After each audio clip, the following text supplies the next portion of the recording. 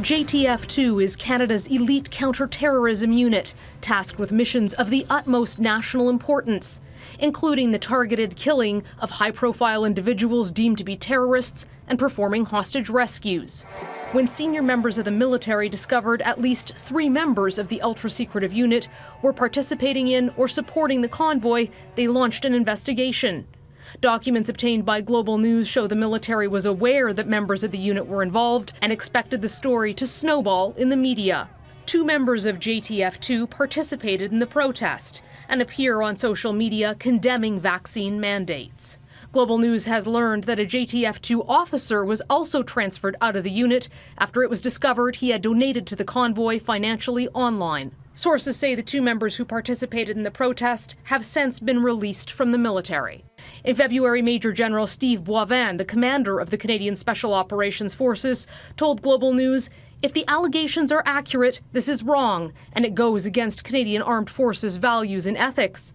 CANSOFCOM does not condone its members supporting and or actively taking part in causes that jeopardize the apolitical imperative associated with their functions. Members of JTF-2 are not allowed to participate in political demonstrations or espouse anti-government messages because they must be prepared to respond to any order the government of the day gives." And sources say that could have included a response to the protest if national security threats had materialized. Now, CANSOFCOM is refusing to comment on why the 2 members were released or disclose the findings of the investigations.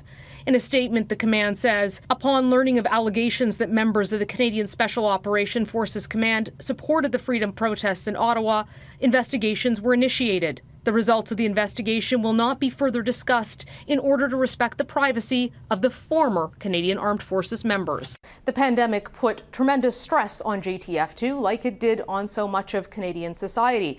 And more than a dozen sources with direct knowledge of the unit say that the 2 men in question who have since left the military were highly decorated, had excellent service records, and one was even involved in that historic longest sniper shot in Iraq.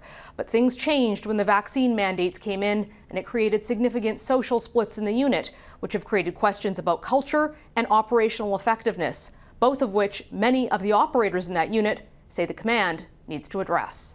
Farah? Mercedes Stephenson in Ottawa. Thank you, Mercedes.